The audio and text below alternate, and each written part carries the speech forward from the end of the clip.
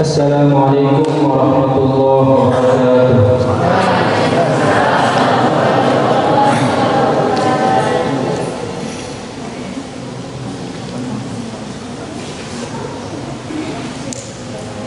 A'udzu billahi minasy syaithanir rajim.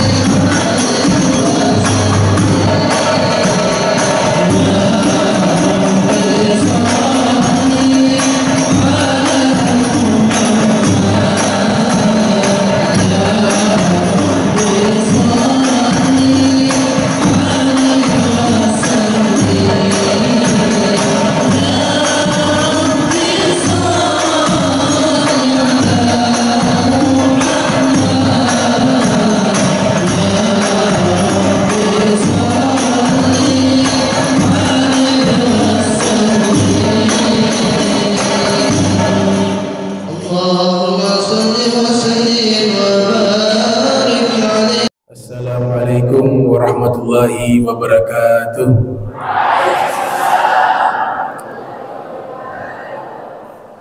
Alhamdulillahilladzi a'anna bi ta'atihi wa hadana lil qiyam bi ibadatihi, syarha sudurana li tauhidihi wa ma'rifatihi, wa syarrafa lana bi hubbi habibihi wa khairi khalqihi.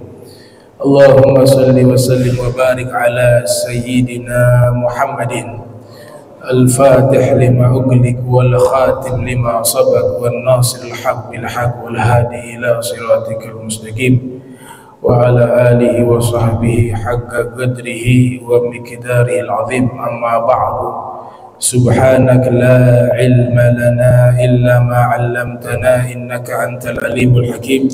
Rabbi israh li sadri wa yassir li amri wahlul 'uqdatan min lisani yafqahu qawli wasadid lisani wahdi qalbi bihaqqi sayyidina Muhammadin sallallahu alaihi wa alihi wa baraka wasallam. Ya man huwa fi 'uluwihi kain, ya man huwa fi fi'li hamid, ya man huwa fi majdihi matin. Allahumma akrimna bi nuril fahmi wa akhrijna min zulumatil wahmi warzuqna fahman nabiyyin wa hifdal mursalin wa ilhama malaikatil muqarrabin. Rabbana zidna ilman wa fahma wa aqla ya akramal akramin bihaqqi sayyidina Muhammadin khatamil anbiya'i wal mursalin ya rahman ya rahim. Wa sallallahu ala sayyidina Muhammadin wa ala alihi wa sahbihi wa barak wasallam. Walhamdulillahi rabbil alamin. Yang sama-sama kami muliakan, kami hormati orang tua kita, guru kita bersama, Al-Ustadz Kiai Haji Harun Bononi. Semoga Allah Ta'ala panjangkan umur beliau, diberikan sehat walafiat. Kemudian Al-Ustadz Hendi ya, dan para asatidzah yang mengajar di Mahad daripada Jamiah IAIN Ternate, kepada adik-adik alumni Mahad beserta seluruh panitia, muslimin, muslimat, mahasiswa dan mahasiswi yang semoga sama-sama dirahmati Allah, dan juga Al-Habib Alwi Albar dan seluruh hadirin hadirat yang hadir di malam yang mulia ini. InsyaAllah ini bagian daripada man fariha bina farihna bih. Siapa yang bahagia karena kami, kami bahagia karenanya. Kita ikut berpartisipasi merayakan dan memperingati Maulid Nabi, bagian daripada rasa syukur kita kepada Allah atas nikmat yang sangat besar, yaitu kita dipilih oleh Allah menjadi umat Nabi Muhammad sallallahu alaihi wasallam. Ini bagian syukur kita. Al-Imam Ibnu Hajar Al-Haytami bahkan menyebutkan di dalam kitab yang beliau tulis tentang Maulid Nabi, beliau beri judul An-Ni'matul Kubra fi Maulidi Sayyidi Waladi Adam. Nikmat yang amat besar di hari kelahiran pemimpin anak Adam, yaitu Nabi Muhammad sallallahu alaihi wasallam. Jadi kelahiran Nabi Muhammad itu adalah satu nikmat yang paling besar yang Allah berikan kepada kita. Kalau tidak dilahirkan Nabi Muhammad, tidak ada gelar yang disebut kuntum khaira ummah ukhrijat linnas ta'muruna bil ma'ruf wa tanhauna 'anil munkar wa tu'minuna billah. Tidak ada gelar sekalian sebaik-baiknya umat. Kita dikatakan di dalam firman sebaik-baiknya umat karena ada label di belakangnya, umat Nabi Muhammad sallallahu alaihi wasallam. Baik, berkaitan dengan tema yang diangkat, yaitu mengenai akhlak yang nanti dinisbatkan kepada Nabi Muhammad sallallahu alaihi wasallam. Ayat yang sudah sangat terkenal dan mungkin semua dari kita sudah menghafal legitimasi langsung dari Allah, teladan terbaik adalah Rasulullah.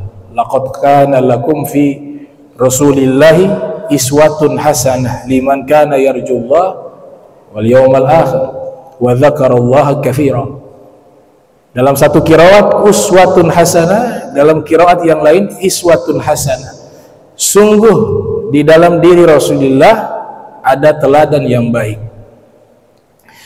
Kalau kita membaca kitab-kitab para muwarrikhun, para ulama-ulama sejarah Islam, atau muhaddithun, para ulama-ulama yang pakar di bidang hadis, baik riwayah dan dirayah, wajar kalau mereka menyanjung Nabi, karena mereka mencintai Nabi.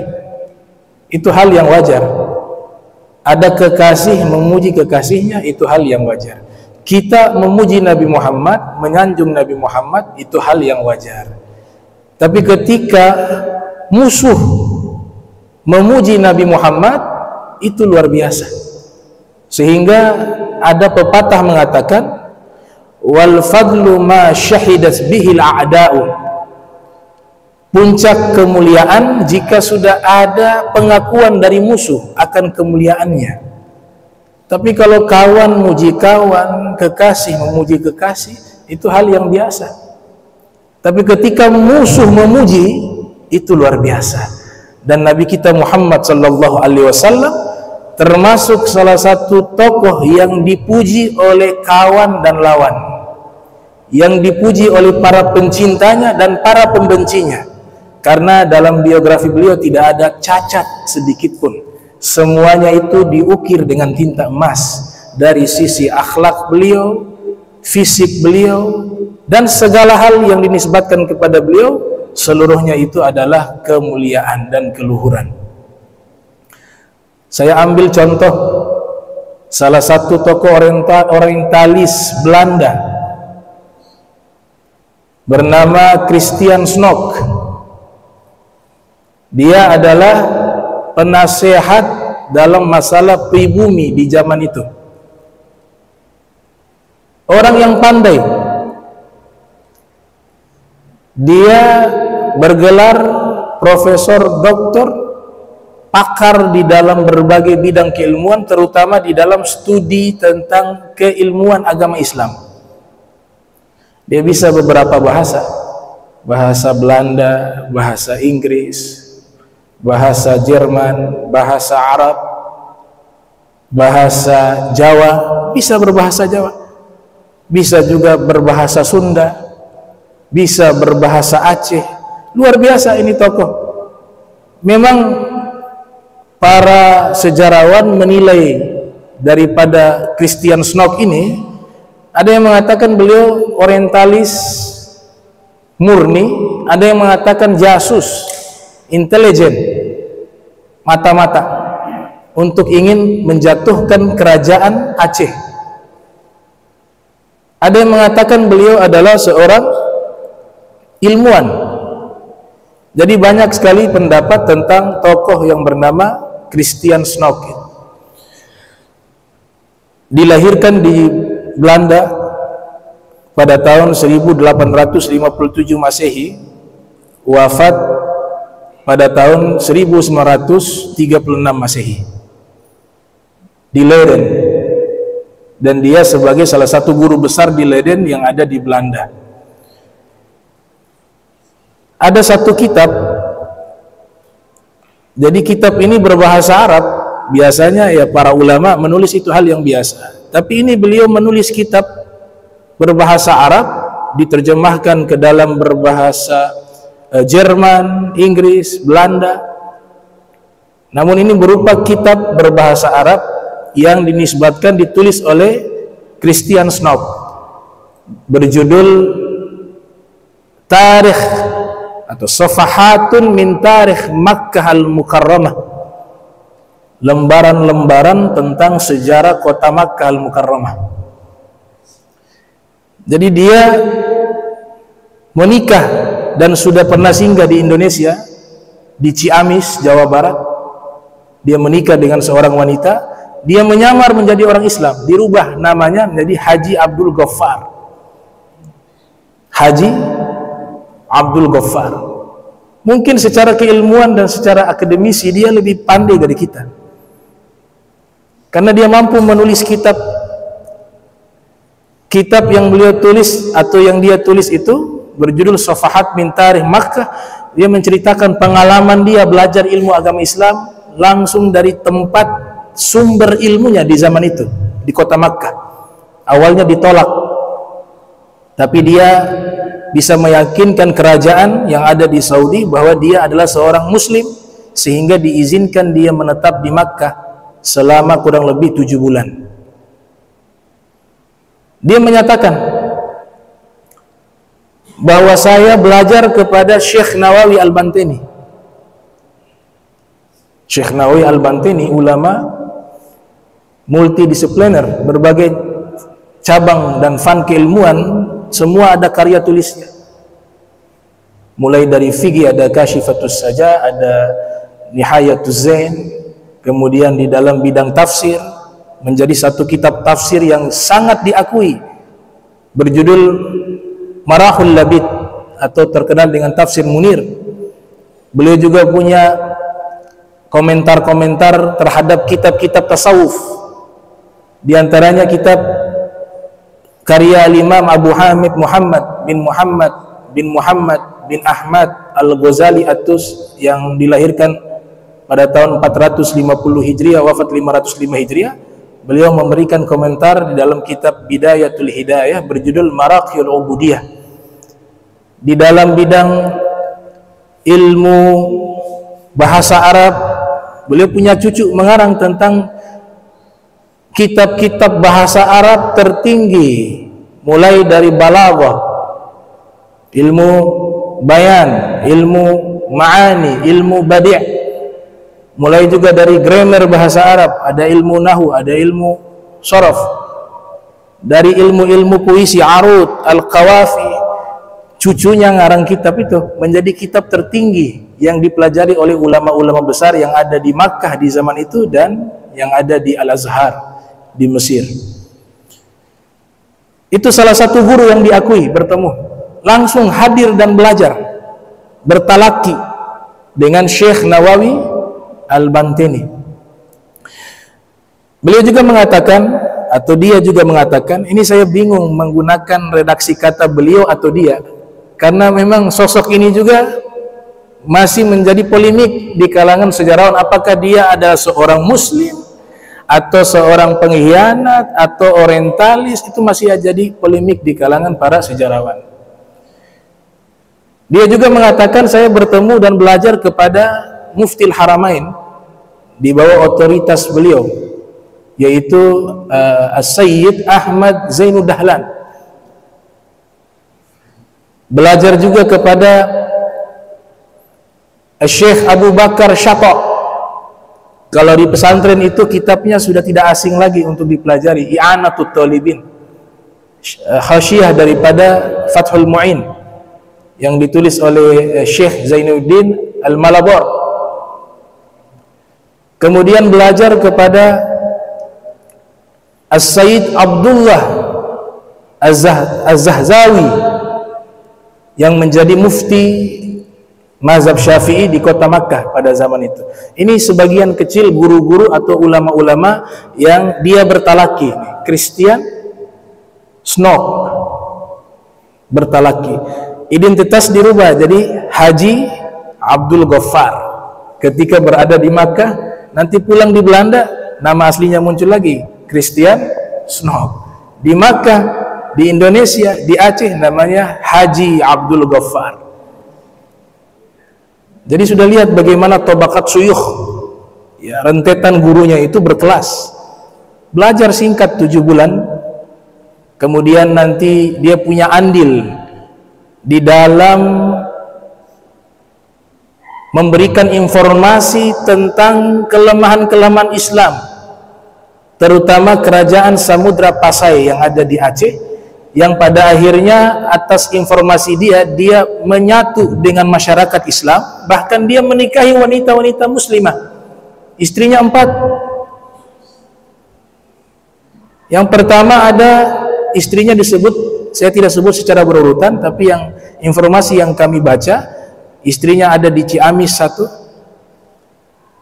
ada di Bandung satu, ada di Saudi Arabia satu, dan juga yang satu ada di Belanda. Yang di Belanda non muslim, tapi yang tiganya muslimah, punya keturunan di antara istri-istri tersebut. Jadi bagaimana dia menyatu dengan kaum muslimin secara fisik? Orang Belanda sama orang Arab, kalau sudah orang Eropa, Belanda Eropa, berjenggot, berkumis, kalau pakai jubah imamah, itu akan mirip sekali. Dan dia juga sudah berkhutbah, memberikan ceramah, dia meriwayatkan hadis-hadis Nabi, bahkan dikatakan pernah khutbah di Makkah, walaupun bukan di Masjidil Haram, tapi ada satu masjid di Makkah, dia pernah menyampaikan ilmu, kajian-kajian keilmuan Islam. Padahal ini tokoh orientalis. Kemudian bagaimana sikap kita terhadap golongan kaum orientalis? Nah, di sini kita mencoba insaf, netral, untuk bisa menempatkan diri kita, apakah informasi keilmuan dari kaum orientalis itu kita tolak mentah-mentah ataukah kita terima. Maka disinilah peran ulama menjelaskan. Sayyid Abdul Hasan An-Nadwi, ulama India, ada membuat satu tulisan kitab berjudul Maqalatun wa Buhuth fil Istishraqi wal Mustashrikin. Kitab tersebut beliau secara tegas mengkritisi jika kaum muslimin menjadikan referensi-referensi keilmuan agama Islam menggunakan karya-karya kaum orientalis. Karena di dalam Islam ada yang disebut riwayat yang diterima, ada riwayat yang ditolak. Dalam istilah ilmu hadis kan disebut as-siqat, dhabit, adil. Orangnya harus siqat, terpercaya, tidak melakukan dosa-dosa besar, memiliki hafalan yang baik, orangnya Islam, percaya kepada Nabi Muhammad, akhlak juga baik. Itu syarat-syarat dalam hadis. Jadi Abdul Hasan An-Nadwi secara tegas menyatakan tidak boleh diterima riwayat-riwayat dari kaum orientalis, walaupun ada di antara mereka itu secara keilmuan bisa mengalahkan kita, menghafal Al-Quran 30 juz sama tafsir Jalalain. Misalnya seorang wanita orientalis namanya Prof. Dr. Anne-Marie Schimmel yang ada di Jerman, itu menghafal Al-Quran 30 juz dengan tafsir Jalalain dan menghafal Riyadhus Shalihin, dan juga bisa menguasai 7-8 bahasa, menguasai tentang ilmu tasawuf, sejarah para sufi mulai dari Abu Yazid Al-Bustami, Imam Ja'far As-Shadiq, Zunun Al-Misri. Tokoh-tokoh tasawuf itu beliau kuasai di luar kepala. Tapi beliau ini masih dikatakan, sebagian intelektual muslim mengatakan kalau Anne-Marie Schimmel itu sudah muslimah, tapi dia sembunyikan keislamannya, karena semua karya tulisnya itu dia menunjukkan bahwa dia adalah orang yang sangat mencintai Nabi Muhammad sallallahu alaihi wasallam. Nah, orang kalau sudah jatuh cinta kepada Nabi Muhammad, tidak mungkin dia meninggal dalam keadaan kafir. Pernah ada wartawan bertanya kepada salah satu mursyid tariqah Naqsyabandiyah bernama Syekh Nizam An-Naqsyabandi yang ada di Siprus. Ditanya kepada beliau, wahai Syekh, apakah ada orang yang mencintai Nabi Muhammad tapi dia itu kafir? Dia seorang yang kafir, namun dia sangat cinta kepada Nabi Muhammad. Apakah ketika dia meninggal itu dia bisa meraih husnul khotimah? Apa jawaban daripada Syekh Nizam? Dia akan meninggal dalam keadaan husnul khotimah. Lah, bukankah jelas di dalam Al-Quran Allah Ta'ala nyatakan inna dina indallahi Islam.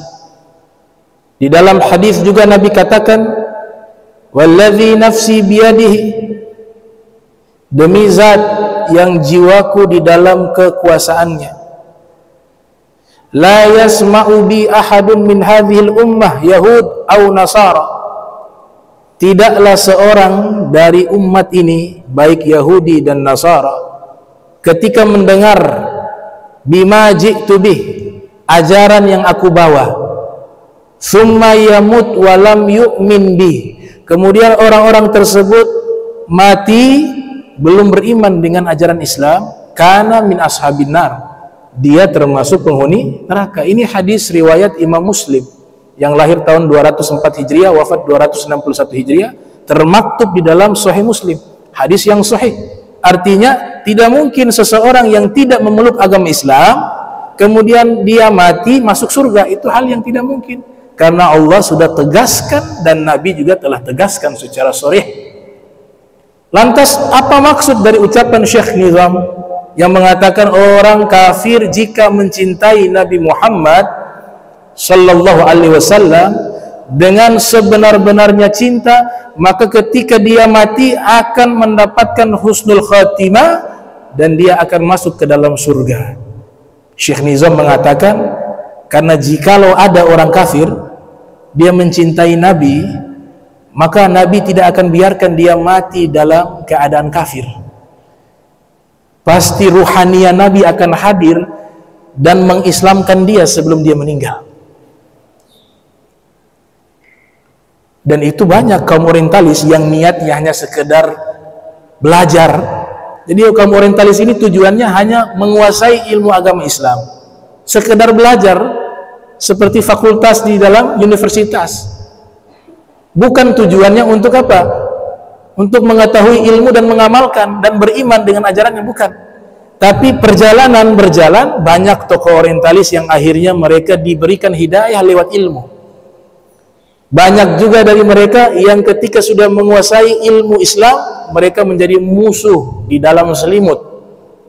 Dan banyak juga akhirnya dengan mempelajari ilmu-ilmu agama Islam, Allah berikan dia hidayah di saat menjelang wafatnya. Nah, disinilah kita bisa bagi kaum orientalis, tidak semuanya jahat. Ada yang jadi muslim.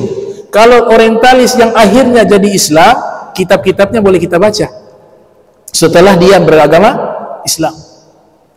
Tapi kaum orientalis yang jelas-jelas menjadi musuh dan merusak agama Islam dari dalam, maka buku-bukunya tidak boleh kita baca.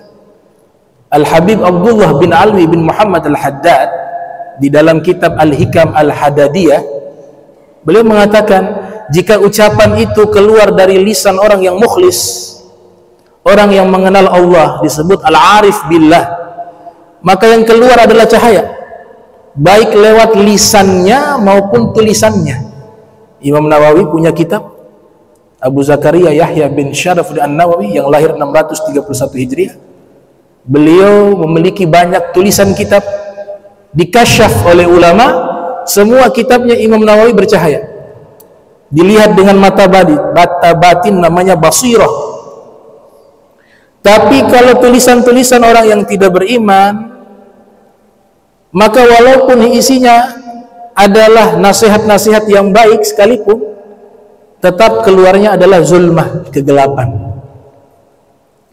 Nah, ulama-ulama kita sudah membahas dalam kitab mereka, kaum orientalis yang mereka belum menjadi muslim dan muslimah, kitab-kitabnya itu masih bisa merusak akidah kita dan masih juga bisa merusak keimanan kita, walaupun mereka mencoba menutupi dengan memuji-muji Islam.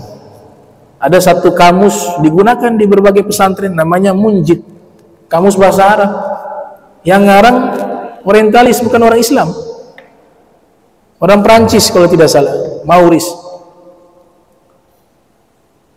Tebal itu kitab Munjid. Ketika membahas tentang Nabi Muhammad, di situ ada narasi-narasi melecehkan Rasulullah berbahasa Arab. Kalau kita buka di bagian belakangnya itu, di bagian gambar, ada gambar-gambar yang tidak layak ditampilkan, wanita yang membuka aurat dan seterusnya, digunakan di pesantren. Ini cahaya gak bisa masuk, ini kegelapan. Makanya kami punya syuyukh, punya guru-guru lebih menganjurkan kepada kamus-kamus yang ditulis oleh para kaum solihin. Ada kamus 49 jilid ditulis oleh As-Sayyid Muhammad Murtada Az-Zabidi berjudul Tajul Arus min Jawahiril Qamus. Ada kamus yang ditulis oleh gurunya Imam Ahmad ibn Ali ibnu Hajar al-Asqalani yang lahir tahun 773 Hijriah. Gurunya bernama Al-Imam Fairuz Abadi, menulis kitab kamus bahasa Arab berjudul Al-Qamus Al-Muhit. Ada juga kamus ditulis oleh Ibnu Manzur berjudul Lisanul Arab. Kesemuanya orang soleh. Di situ ada cahaya yang akan masuk ke dalam hati kita, walaupun dalam bentuk kosakata. Tapi yang dikarang oleh orang-orang orientalis yang belum jelas keimanannya, dia akan menjadi kegelapan di dalam hati kita. Itu kesimpulan pernyataan dari tokoh-tokoh kaum muslimin seperti Profesor Dr. As-Sayyid Muhammad ibn Alwi al-Maliki al-Hasani.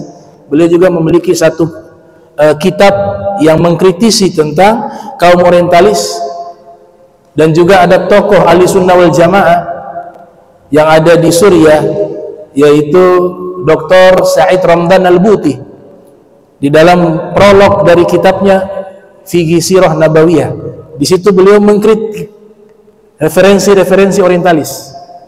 Kemudian juga ada tokoh sejarawan Islam bernama Syekh Dr. Mustafa As-Sibai, menulis kitab As-Sirah Nabawiyah Durusun wa Ibar, juga mengkritik referensi-referensi keilmuan yang diambil dari golongan kaum orientalis. Jadi sudah sangat jelas bagaimana responnya para ulama terhadap keilmuan kaum orientalis. Ada satu hal yang penting. Ketika seseorang belajar ilmu agama Islam di Amerika misalnya, atau di Inggris misalnya, di Oxford sekalipun, di Cambridge sekalipun, untuk belajar ilmu agama Islam, maka ini akan menjadi satu pemikiran yang justru akan merusak Islam. Kenapa? Karena belajar bukan dari sumbernya. Para ulama terdahulu sudah memberikan perhatian khusus. Kalau mau belajar ilmu agama, perhatikan sanad keilmuan. Mungkin secara kecerdasan, kepandaian, kaum orientalis miliki itu, tapi sanad keilmuannya tidak ada. Niat belajarnya juga belum tentu niat yang baik. Al-isnad minad din, sanad bagian daripada agama. Unzuru mimman takhuduna dinakum, perhatikan dari siapa kalian mengambil ilmu agama kalian. Itu adalah pepatah atau petuah dari para ulama terdahulu. Bahkan Imam Muslim meletakkan juga di dalam kitab Sahih Muslim tentang pentingnya memperhatikan sanad. Hal yang sama disampaikan oleh Muhammad ibn Sirin, yang tidak lain adalah murid dari sahabat yang bernama Sayyidina Anas bin Malik radhiyallahu ta'ala anhu ardhah. Jadi bukan sekedar kita mengambil itu ilmu tanpa memperhatikan sanad keilmuan sang guru, dan perilaku sang guru juga pengaruh. At-tiba tasyrikut tiba, tabiat mencuri tabiat. Kalau gurunya tidak benar perilakunya, maka muridnya akan tertular tabiat itu. Gurunya sombong, muridnya akan jadi sombong. Sehingga mereka katakan, kalau mau lihat ulama itu bagaimana sih sosoknya, lihatlah santri-santrinya. Itu adalah gambaran daripada sosok sang guru. At-tiba tasrifut tiba, tabiat mencuri tabiat. Dan juga jangan pernah mempelajari ilmu agama Islam tanpa guru. Seseorang merasa sudah cerdas, secara otodidak dia pelajari sendiri itu ilmu agama. Dia membaca kitab-kitab secara bebas. Walaupun dia mampu di dalam membaca kitab kuning sekalipun, atau sudah mampu menguasai ilmu-ilmu alat sekalipun, ilmu nahuka itu, ilmu sorof, bahkan sampai balaghah dia kuasai, bisa berbahasa Arab, kemudian sudah cukup dengan ilmu alat, bebas mengkaji kitab-kitab tanpa ada bimbingan guru, maka itu juga akan menyebabkan kesesatan. Ada ungkapan mengatakan man kana syaikhuhu kitabah fa khata'uhu aktsaru min sawabih. Orang yang gurunya hanya buku, tidak ada guru talaki, maka kesalahannya lebih banyak dari benarnya. Ada ungkapan lain juga mengatakan man la syaikha lahu fa syaikhuhu syaitan. Orang yang belajar ilmu agama tanpa ada guru, maka gurunya adalah syaitan. Nah, ini yang perlu diperhatikan, bahwa tidak sembarangan mempelajari ilmu agama Islam yang suci, karena dia punya rantaian keterikatan dengan manusia terbaik Nabi Muhammad. Ilmu ini warisannya Nabi Muhammad. Al-ulama warathatul anbiya. Baik, Christian Snook di dalam disertasinya di hadapan para guru-guru besar yang ada di Leiden di Belanda, justru dia memuji Nabi Muhammad. Itu yang tadi saya katakan dari awal. Kalau sudah ada musuh memuji kepada seseorang yang dimusuhi, berarti orang ini memiliki karakter yang sangat luar biasa, memiliki akhlak yang sangat luar biasa.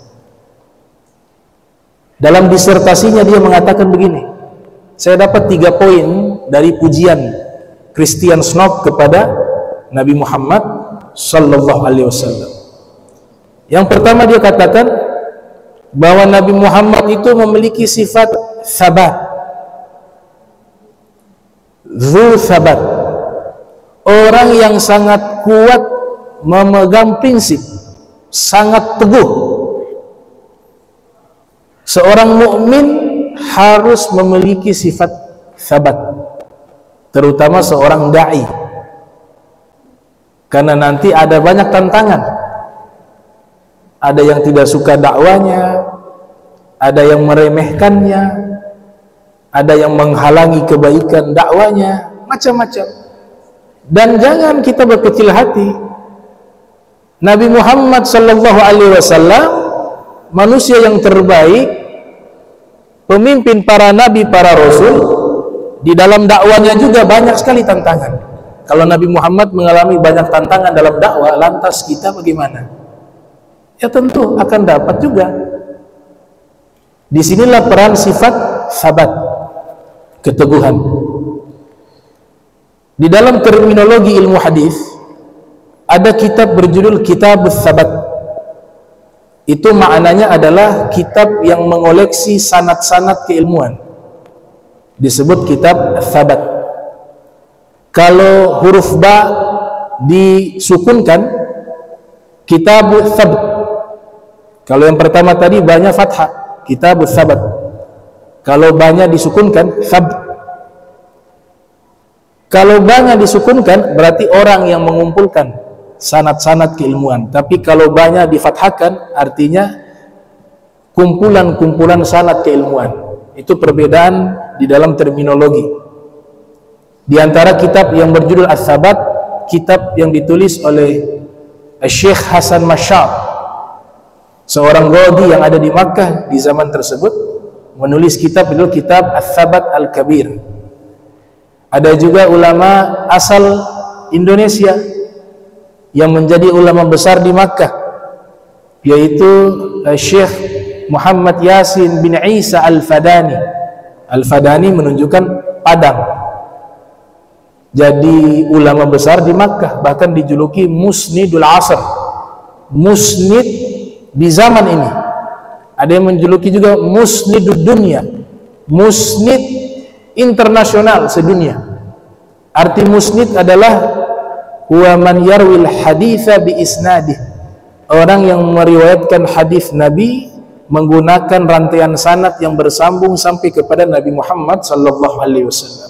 Dan kita sebagai orang Indonesia harus bangga karena salah satu tokoh di zaman modern kita ini yang menjadi ulama yang mengoleksi sanad hadis terbanyak sedunia adalah ulama berasal dari Indonesia bernama Syekh Muhammad Yasin bin Isa Al-Fadani. Walaupun beliau lahir di sana, orang tuanya hijrah ke sana. tapi darah Indonesia.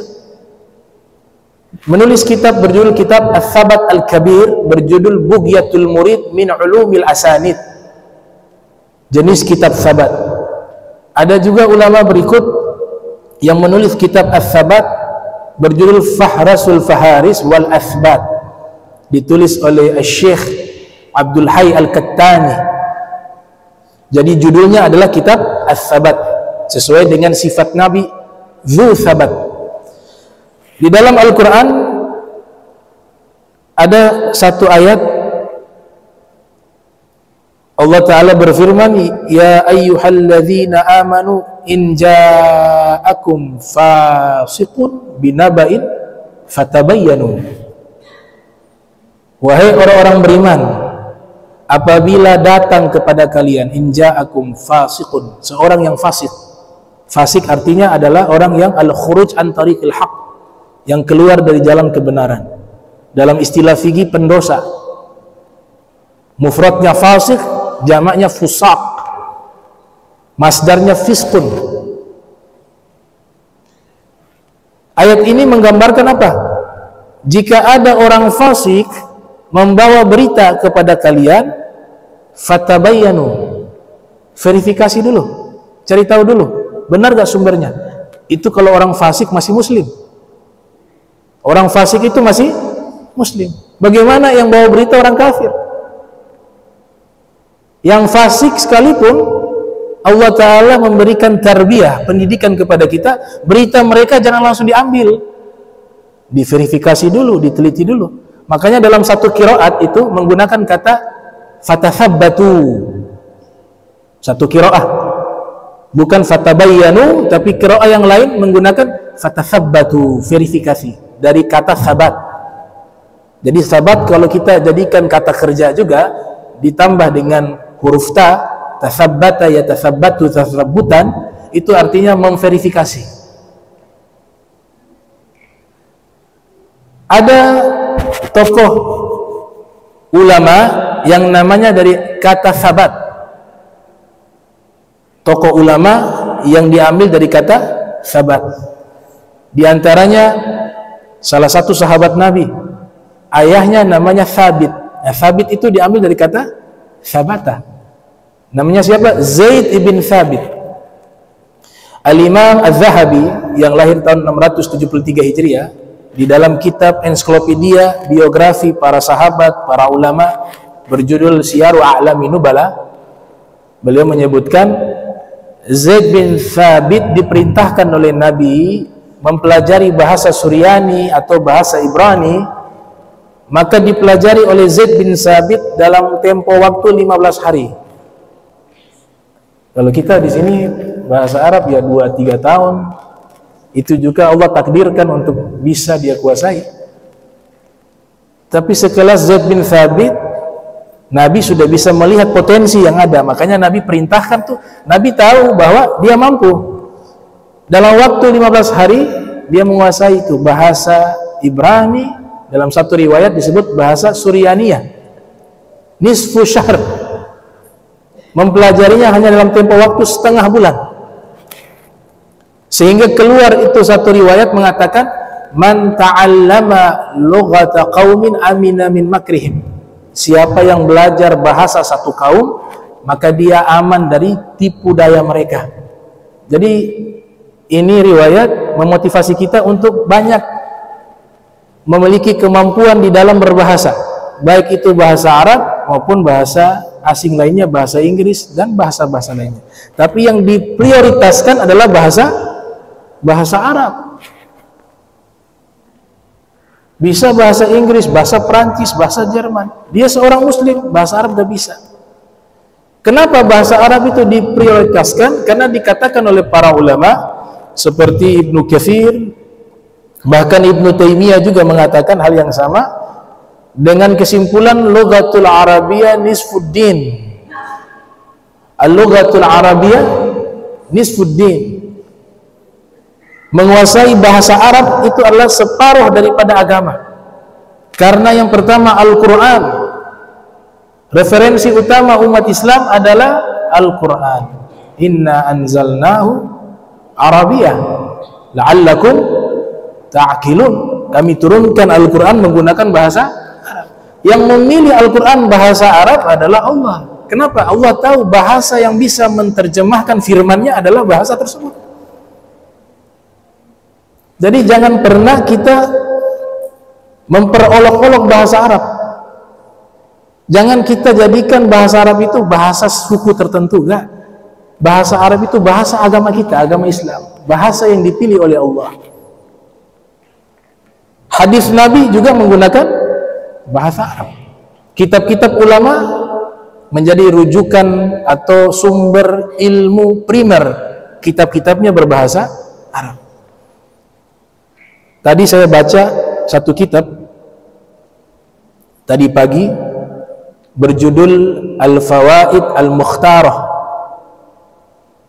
Dalam kitab tersebut ada kutipan hadis Nabi, man qara'a harfan min kitabillah falahu bihi hasanatun wal hasanatu bi asyri amsalihha.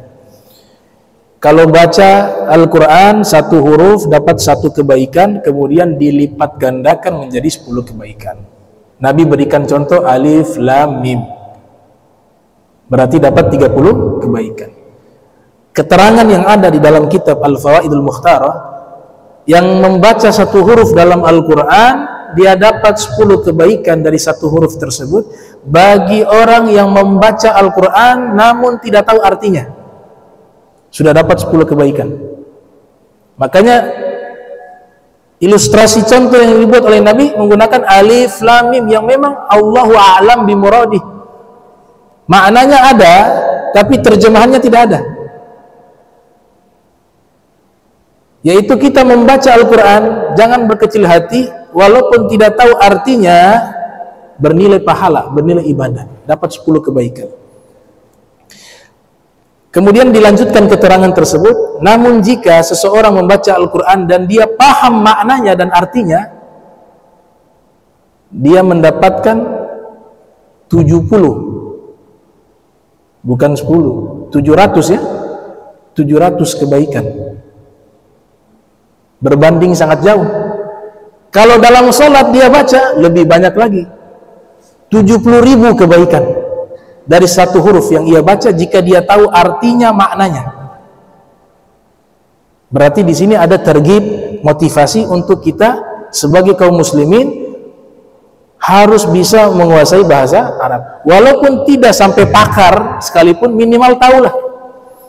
Jangan hanya na'am dan la. Itu semua orang tahu.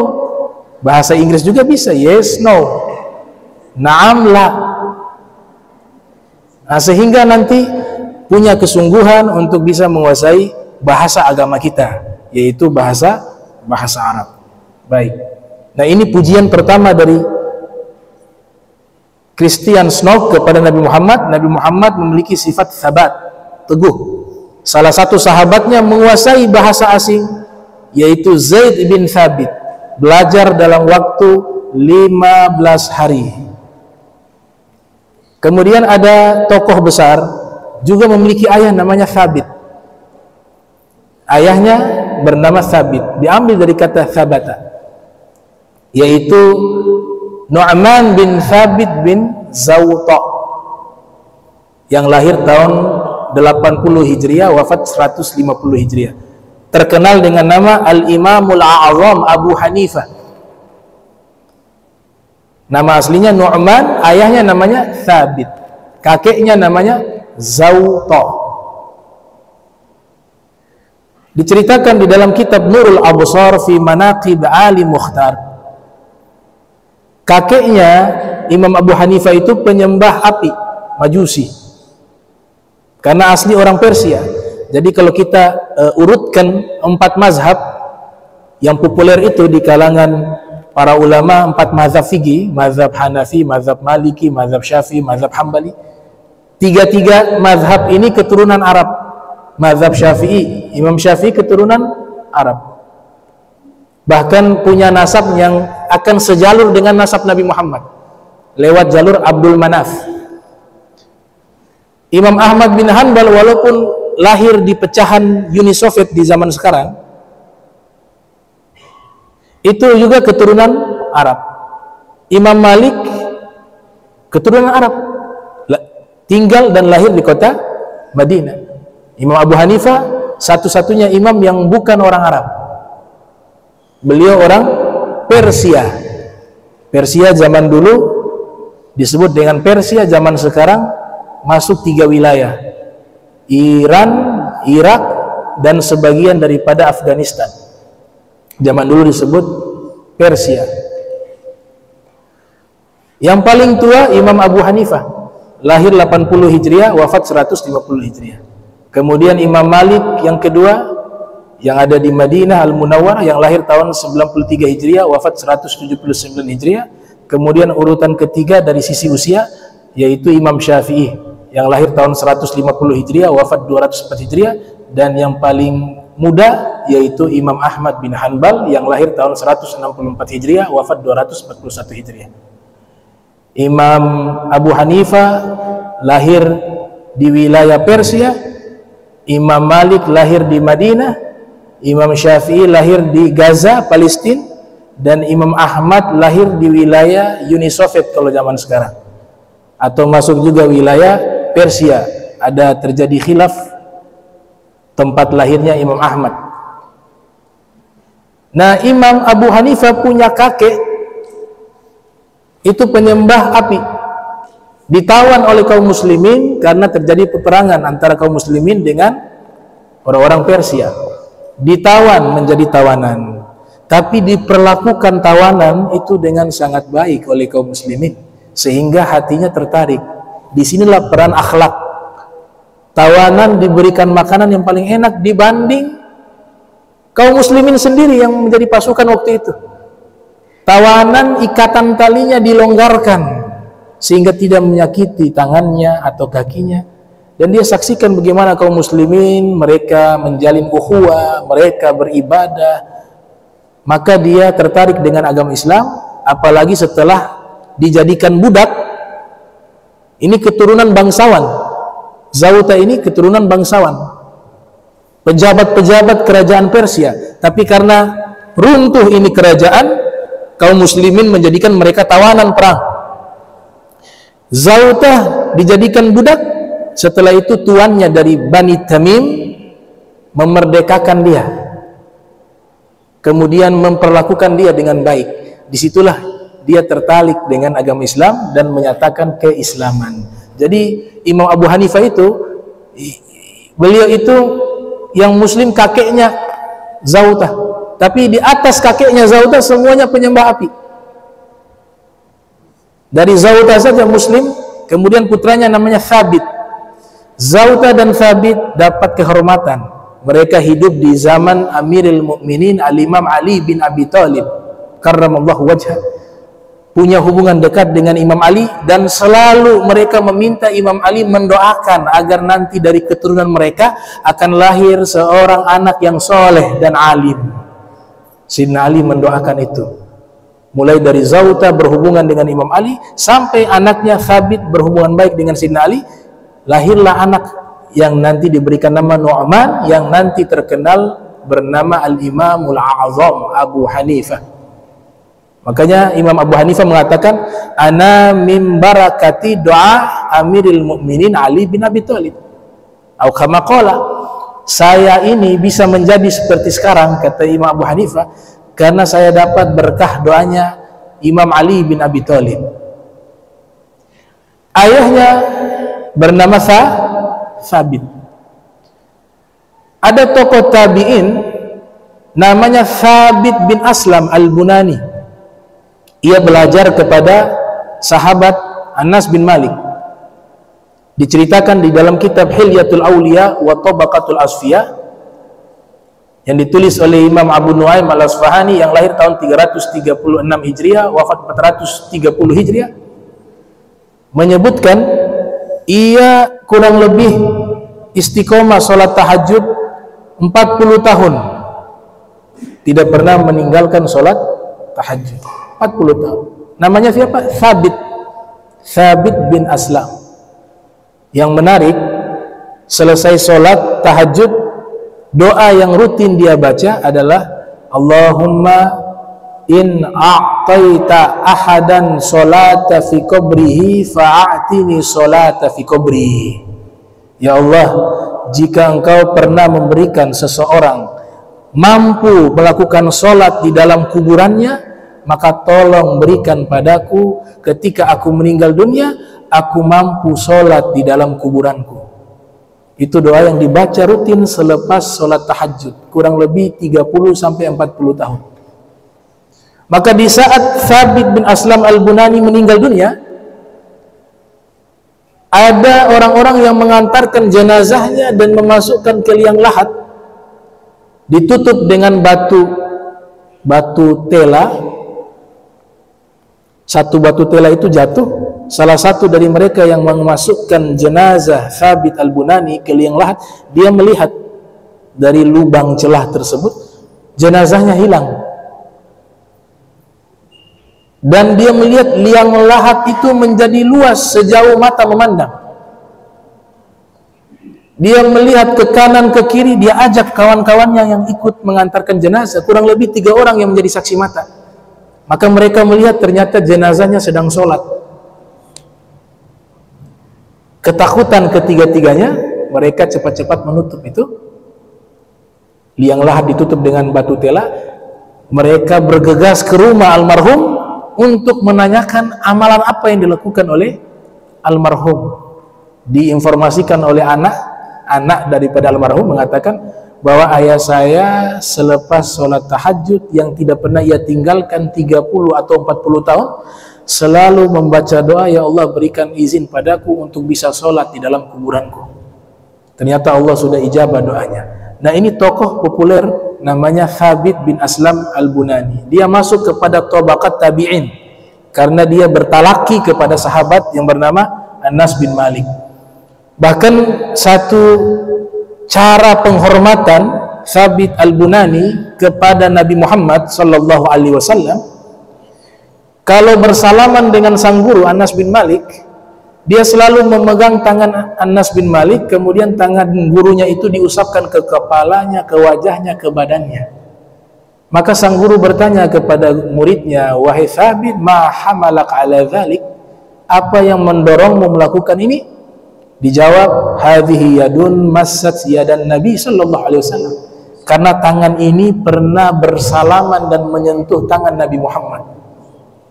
Maka saya ingin mengambil keberkahan dari bekas salaman Nabi Muhammad SAW di tanganmu. Nah, ini contoh nama-nama orang yang memiliki nama dari kata thabata, di isim fa'ilkan disebut thabit. Pujian kedua, kata Christian Snook, Nabi Muhammad punya jiwa tidak pernah menyerah. Tidak pernah menyerah dalam melakukan segala sesuatu.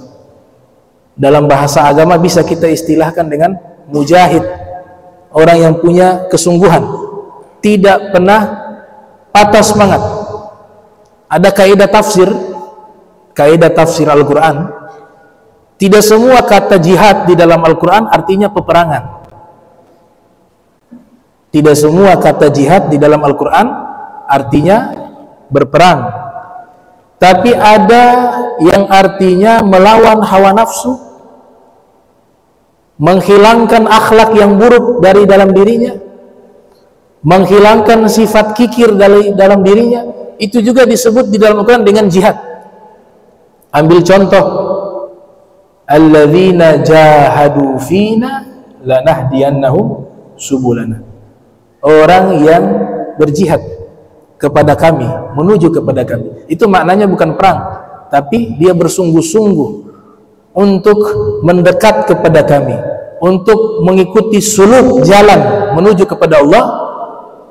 Maka kami akan mudahkan dan beri petunjuk padanya jalan-jalan menuju ke surga. Di situ bukan maknanya berperang, tapi mujahadah nafs. Dia melawan dirinya sendiri, melawan hawa nafsu. Di ayat yang lain juga, wa tujahiduna fi sabilillahi bi amwalikum wa anfusikum dzalikum khairul lakum in kuntum ta'lamun. Juga maknanya bukan berperang, tapi apa? Menginfakkan harta. mengorbankan jiwanya untuk membela agama. Itu makna jihad. Kalau makna berperang, contoh jihad yang mananya konteks dan teksnya maknanya berperang, itu adalah contoh ayyuhan nabi jahidil kuffara wal munafiqin. Wahai nabi, perangilah. Di situ artinya berperang. Perangilah orang-orang kafir dan orang-orang munafik. Tapi ada keterangan di ayat yang lain. Perangilah mereka idza yuqatilunak, kalau mereka memerangi kalian. Bukan disuruh tiba-tiba kita langsung perang. Kita diperangi baru berperang dengan mereka. Wala udwana illa lizalimin. Tidak ada permusuhan di dalam agama Islam kecuali hanya kepada orang-orang yang zalim. Jadi memerangi kezalimannya. Kita tidak diajarkan memerangi orangnya, pribadinya, tidak, tapi perbuatannya itu. Nah, kaidah yang ada untuk kita bisa bedakan kalau kata jahada atau kata al-jihad, jika maknanya berperang, setelah kata kerja jahada atau kata al-jihad dalam bentuk kata benda, setelahnya itu tidak ada harfu jar. Tidak ada harfu jar. Kalau belajar jurumiyah kan ada itu. Min wa ila wa an wa ala wa fi wa rubba wal kaf wal lam wal mim. Wa huruf qasam thalathatu wal waw wal ba wa ta, dan ila akhir daripada huruf hafat atau huruf jar. Kalau tidak ada huruf jar langsung kepada objek maf'ul bih, maka itu artinya berperang. Seperti contoh tadi, ayyuhan nabi jahidil kuffara wal munafikin, berperang. Tapi kalau ada harfu jar setelahnya, itu maknanya bukan berperang. Alladzina jahadu fina, ada kata fi harfu jar, atau tujahiduna fi sabilillahi, itu bukan maknanya berperang, karena ada harfu jar di situ, maknanya adalah mujahadah, kesungguhan. Ada ulama yang lahir tahun 21 Hijriah, wafat 104 Hijriah, bernama Mujahid. Mujahid, dia belajar kepada Ibnu Abbas, Abu Hurairah, Sayyidah Aisyah, Abu Sa'id Al-Khudri, Sa'ad bin Abi Waqqas, Abdullah bin Umar, Abdullah bin Amr bin As. Namanya Mujahid, orang yang bersungguh-sungguh, orang yang tidak pernah menyerah, sama seperti sifatnya Nabi Muhammad SAW yang disanjung oleh Christian Snow. Kemudian ada ulama bernama Abu Bakar Ibnu Mujahid. Kita kenal dalam ilmu qiraah namanya al-qiraatu sab'ah. 7 cara membaca Al-Quran yang bersanad kepada Imam Kisai, Imam Hamzah, Imam Hafiz, Imam Ibn Amr, Ibn Kathir, yang sanadnya sampai kepada Nabi Muhammad SAW. Nah, orang yang mempopulerkan istilah al-qiraatu sab'ah, dia bernama Ibnu Mujahid. Itu menggunakan nama kitabnya, Kitabus Sab'ah fil Qiraat, kitab 7 di dalam bacaan. Dan pujian yang terakhir, yang ketiga, kata Christian Snow, dia memuji dalam disertasinya tentang pribadi Nabi Muhammad SAW. Nabi Muhammad itu punya sifat menepati janji dan sangat beramanah, sangat jujur, menepati janji dan amanah. Wa arsalal anbiya dzawil fatana bisidqi wa tablighi wal amanah. Para nabi diutus memiliki 4 sifat: fatonah, cerdas; bisidq, jujur;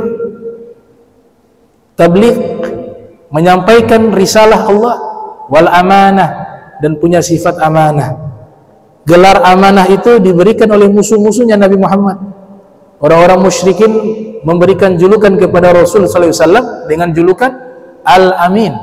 Radina bil Amin, kami ridho dengan Al-Amin, karena Nabi memiliki sifat sangat jujur, sangat menjaga amanah, dan ketika berjanji Nabi selalu tepati. Itu pujian daripada seorang orientalis kepada Nabi Muhammad SAW. Sehingga Nabi mewanti-wanti kepada kita, jauhilah 3 sifat orang munafik. Dalam hadis yang diriwayatkan oleh Imam Bukhari yang lahir tahun 194 Hijriah, wafat 256 Hijriah. Rasul bersabda, ayatul munafiq thalatha. Wa fi riwayah ayatul munafiq thalathun. Tanda-tanda munafik atau orang munafik ada 3. Idza haddatsa kadzab. Kalau berbicara bohong. Wa idza wa'ada akhlaf. Apabila berjanji ia ingkari. Wa idza tumin khan. Apabila diberikan amanah dia mengkhianatinya. Ini 3 sifat namanya an-nifaq al-amali, penyakit nifak amal. Kalau dilakukan terus menerus dalam jangka waktu yang panjang, khawatir dia berubah kepada an-nifaq al-i'tiqadi, nifak secara akidah. Maka itu satu pesan dari Nabi Muhammad SAW untuk selalu jujur di dalam berkata. Ada satu tokoh sufi namanya Dzunun al-Mithri mengatakan, as-sidqu sayfullah, kejujuran itu pedangnya Allah. Ma wudi'ah ala syai'in illa qata'ah, tidaklah diletakkan kejujuran pada sesuatu pasti kejujuran itu akan memotongnya. Nah, ini sifat-sifat mulia atau akhlak-akhlak mulia yang diakui oleh musuh, bisa dikatakan musuh kaum orientalis. Atau kita husnuzon sudah muslim lah, awalnya musuh kemudian sudah Islam. Nah, jadi ini 3 poin yang disampaikan oleh Christian Snow tentang akhlak Nabi Muhammad sallallahu alaihi wasallam. Mudah-mudahan kita bisa mengambil daripada keteladanan Rasul sallallahu alaihi wasallam untuk kita sama-sama mengamalkan, mengimplementasikan di dalam kehidupan kita, sehingga kita termasuk orang-orang yang dicintai oleh Nabi karena mengikuti Nabi, dan termasuk orang-orang yang mencintai Allah karena mengikuti Nabi Muhammad. Qul in kuntum tuhibbunallaha fattabi'uni yuhibbukumullah wa yaghfir dzunubakum wa yaghfir lakum dzunubakum. Atau kama qala Nabi sallallahu alaihi wasallam, man ahya sunnati faqad ahyani wa man ahyani kana ma'i fil jannati, wa fi riwayatin ukhra man ahabba sunnati faqad ahabbani wa man ahabbani kana ma'i fil jannati. Bismillahirrahmanirrahim. Alhamdulillahirabbil alamin. Allahumma shalli wa sallim ala sayyidina Muhammadin wa ala ali sayyidina Muhammad. Allahumma jam'ana hadza jam'a marhuma wa tafarraqana min ba'di tafarraqa ma'suma wa la tajal minna wa la minna syaqiyya wa mahruma. Subhanaka bihamdika asyhadu an astaghfiruka wa atubu ilaik. Wa sallallahu ala sayyidina Muhammadin wa ala alihi wa sahbihi wa baraka wasallam. Wa lafu minkum. Wassalamu alaikum warahmatullahi wabarakatuh.